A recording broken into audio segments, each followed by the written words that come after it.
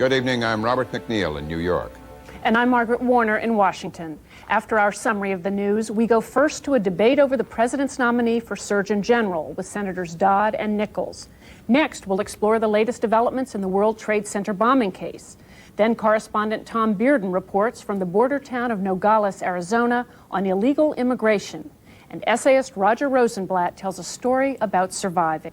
The alleged mastermind of the World Trade Center bombing pleaded not guilty today at an arraignment in New York. Iraqi-born Ramzi Ahmed Yousef was arrested Tuesday in Pakistan and returned to the United States last night under heavy guard. He fled this country shortly after the bombing. 4 other men have already received life sentences in the case. The February 1993 blast killed 6 people and injured more than 1,000. Prosecutors claim Yousef mixed the chemicals for the bomb. We'll have more on this story later in the program. President Clinton said today the U.S. will send humanitarian and refugee aid to the people of Chechnya. Speaking at the news conference with German Chancellor Kohl, Mr. Clinton expressed concern about the continued fighting between Russian forces and rebels in the breakaway region. Chancellor Kohl and I are in full agreement. The violence there must end and negotiation must begin. Every day the fighting continues. More innocent civilians fall victim. In response to international appeals, the United States will offer up to $20 million in humanitarian and refugee assistance to alleviate their distress. In our conversations with President Yeltsin, we have both made clear our fears about the corrosive effect the conflict in Chechnya can have on democratic, market-oriented reform in the Russian Republic. But the conflict has not changed the nature of our interests, namely that Russia's efforts to become a stable, democratic nation must succeed. The president said aid to Russia will be maintained only if the country continues on a path of democratic reform. Still ahead on the NewsHour, the World Trade Center bombing trial, fighting illegal immigration in Arizona, and a Roger Rosenblatt essay.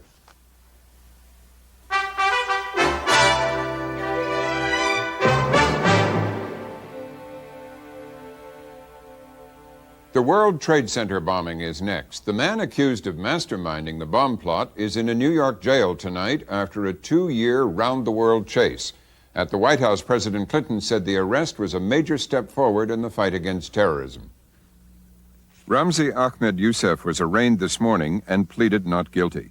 He's charged with 11 counts relating to the World Trade Center bombing in 1993, which killed 6 people, injured more than 1,000, and caused some $500 million in damage. It's been called the worst terrorist attack on U.S. soil.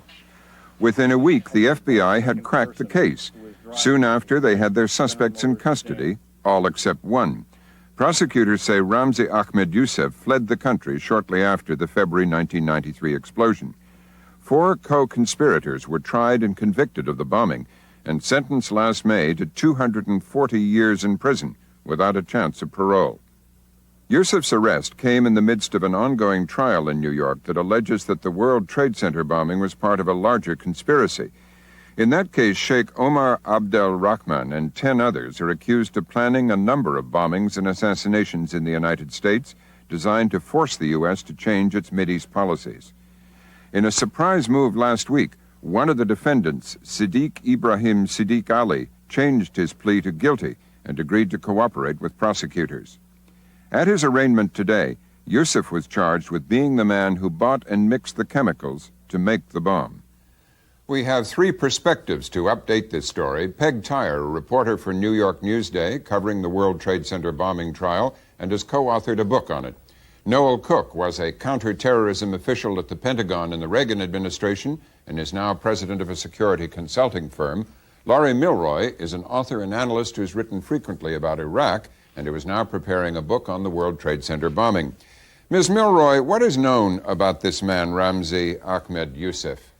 He's a Pakistani Baluch working for Iraqi intelligence. In fact, today, this evening, the Boston Globe and Reuters are reporting that Ramzi Yousef has said that Iraq was behind the bombing, that Iraq financed the bombing and gave authority for it. He is not the 27-year-old Pakistani Abdul Basit that people think he is. That's an alias. He's very, very talented. He's a very foxy fellow, which is why he's singing so loud and clear to the Americans right now. and he's an expert at explosives. And he was born where? What is his real nationality? His real nationality is Pakistani and Baluch. The Baluch are people who live in the area of western Pakistan and eastern Iran. Uh-huh. Mr. Cook, tell us how he was tracked down and arrested. He was, it's not clear at what point our federal services picked him up. What happened, it appears to be that when the Pope went to the Philippines, the Filipino security services conducted a series of investigations, and Yousef is one of the people that fell out of this. I think we knew that Yousef was there at the time. I think we were tracking him at the time. I think we were not prepared at that time to pick him up, but rather to continue to follow him to see what else would be determined from that investigation.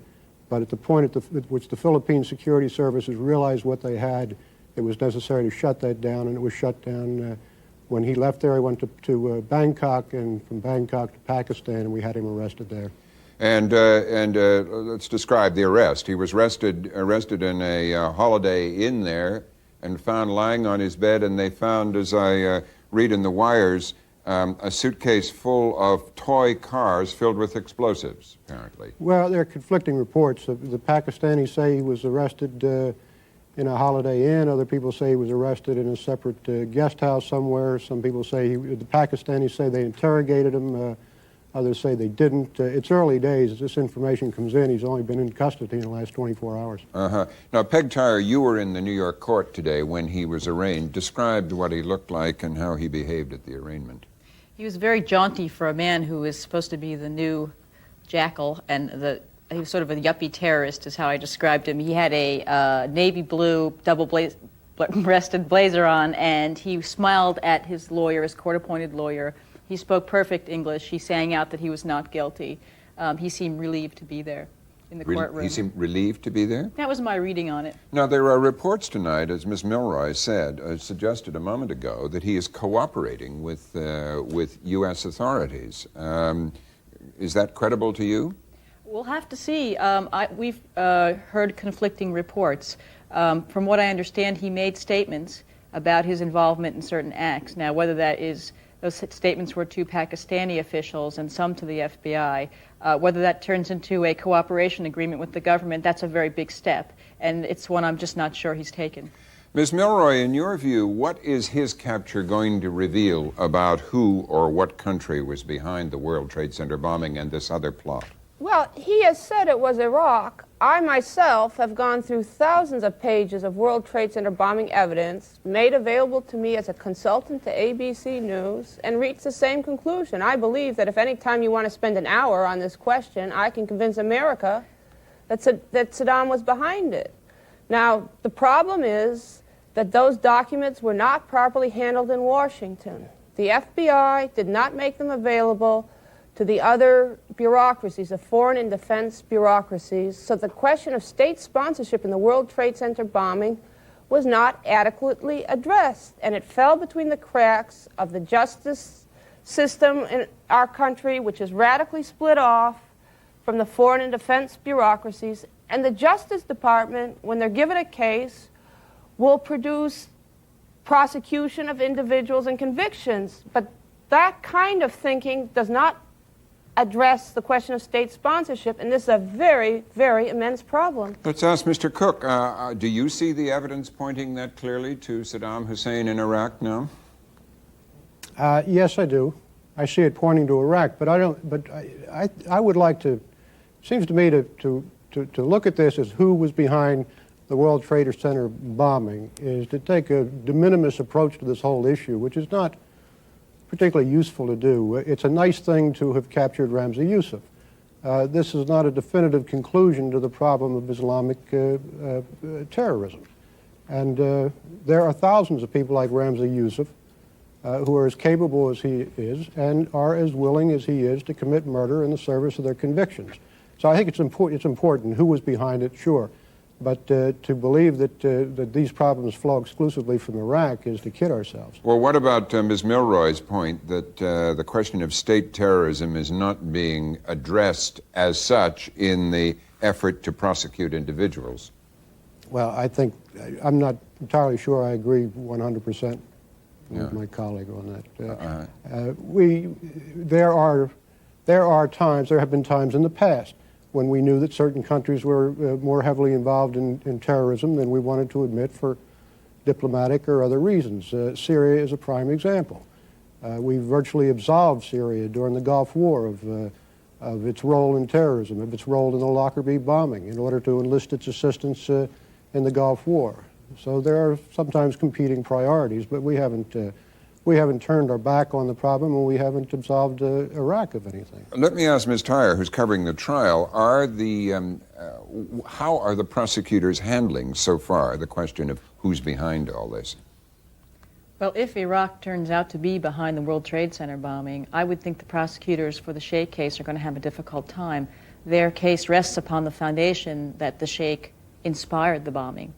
The Sheikh has no allegiance with the Iraqis. There's a theological separation there. So it's antithetical to the case that they're making in the very courthouse where Ramzi Yousef was arraigned. Now, Ramzi Yousef is going to be arraigned, and what is he going to be given a separate trial on the old, as a continuation of the World Trade Center bombing? That's my understanding. He was indicted as one of the Trade Center bombings, and he's not. He's an unindicted co-conspirator in the Sheikh case. And perhaps evidence of his activities will be brought in as part of the proof to the World Trade Center conspiracy. Now, this is the second sensational development this week in these trials. Describe the thing I referred to in that little bit of background, Sadiq Ali's move earlier this week, and what it means for the other defendants. Sadiq Ali was one of the main defendants in the Sheikh case, and what he did is he proffered to the government, offered to make a cooperation agreement in the summer, but was rejected. What he faced was life in prison without basically a usable defense. So as he went into the trial, his lawyers were trying to straddle the fact that he had originally gone into a cooperation agreement and then was rejected. At the beginning of the week, he decided to plead out guilty to all counts of the indictment, and on the idea that if he testified against his former co-defendants, he would be able to get a letter from the prosecutor asking the judge for mercy. In his, he described what he was going to testify to when he pled guilty, and he rolled over on all of his co-defendants and basically followed step by step the government's case. So it would seem that they have made an ideal witness out of Sadiq Ali. And he, among other things, he has revealed that the Sheikh, the Muslim cleric, knew of and well, say what he said about the Sheikh's involvement in the World Trade Center and the conspiracy. He didn't exactly tie. Now, everything that he said in his statement is not going to be the sum total of his testimony, I'm sure, but he didn't tie the Sheikh to the World Trade Center bombing. He tied him to the conspiracy to blow up bridges and tunnels. There was a Queens garage where a group of them were caught on videotape mixing a bomb. And so he said that he tied the Sheikh to that activity, which, to my knowledge, had never been done before. They had never made that direct link. He also tied the Sheikh to the Mubarak plot, the plot to assassinate the Egyptian president, which we had heard before that another witness would also testify to. And he also said that the man tried and acquitted of murdering Rabbi Kahan several years ago. Nosser, is that his name? Nosser. He also testified that he actually did it, did he not? He did. Nosser was acquitted on the murder charge, but was convicted on a lesser weapons charge, and he did implicate Nosser. So, LAURIE MYLROIE, what do the Sadiq's action in turning against his co-defendants, what does that say to you about the turn in this trial, the way this is going to go? I have a tendency to relate it to the heart attack I gave Andrew McCarthy, the federal prosecutor in that trial, on January 6th, when I was invited up to New York City at the invitation of the New York District Attorney's Office to present the evidence against Iraq, I thought, to the New York District Attorney's Office. But to my surprise, the federal prosecutors were there, and I presented the thing, and Mr. McCarthy was a very unhappy camper. Now, I don't know whether it's entirely coincidence or not that on January 23rd, Sadiq Ali turns without even his defense lawyers knowing about it, or if some offer were made to him. I really don't know. But I don't spell out what you think the connection might be that makes you suggest there's a connection. Well, I think that Mr. McCarthy understood from my briefing that his case was terribly weak. In fact, I view it as nonsense, this Islamic international jihad conspiracy. Now, if America wants to buy that, how about the conspiracy of Freemasons and Jews that overthrew the Russian czars? Then if America will buy that, I'll sell them the Brooklyn Bridge. I speak as someone with a PhD in Middle Eastern politics from a Ivy League university. My colleagues consider this trial in New York to be complete nonsense. And you don't get any academic coming up and talking about the international jihad conspiracy because it makes no sense. What's your view of that, Mr. Cook? Of what? That it makes no sense to call this an example of the international jihad or holy struggle conspiracy. First, let me say, I think what we're looking at here is something more in the nature of a unifying inspiration rather than a grand global conspiracy. So I agree to that point. But with regard to the specifics of this of the New York trial, I don't know what brings us to the conclusion that it's absurd to view this as within the framework of the operation as a conspiracy. What does it say, Mr. Cook, the law enforcement efforts so far in turning Sadiq, in arresting Yousef, and so on? What does it say about how effective U.S. anti-terrorism efforts have become in the last few years? I think does it give you confidence that we're really on top of the problem, or what? Well, you don't know what you don't know. I mean, it's an old cliche in intelligence, but I think we are probably getting better at it. We're getting better at penetrating the groups. We're getting better at raising the paranoia level. We have had some attractive successes, but we have to recognize that this is a long-term process. There are many, many ways to hurt this country and no good way to defend it. It's encouraging that we are getting support from foreign governments. It's encouraging that Pakistan turned Yousef over to us without much fuss. But this is a long-term process, and there'll be times when we look rather foolish and incompetent, and there'll be times when we look like heroes. Right now we look like heroes. We should enjoy it. It's not going to last very long. And just give us a sketch out in a minute what the outline of this trial is. We're only at the very beginning of this long conspiracy trial, right? It's a group of interlocking conspiracies. One is the Mubarak assassination, the other is the attempted assassination, the other is the assassination of Mark Kahani, the World Trade Center bombing, and the bridges and tunnels conspiracy, the conspiracy to blow up the bridges and tunnels. Basically, the prosecutors have established maybe what you would think of as a traditional organized crime family. The sheikh is at the head. He's the godfather. He has operators. He has money men. He has people he goes to for cars. He's not seen as being an active person, but someone who solicits, supports, supplies inspiration. That's the prosecutor's case. And how long is this expected to last? About 8 months. 8 months. Well, Peg TYRE, LAURIE MYLROIE, and Noel Cook, thank you all.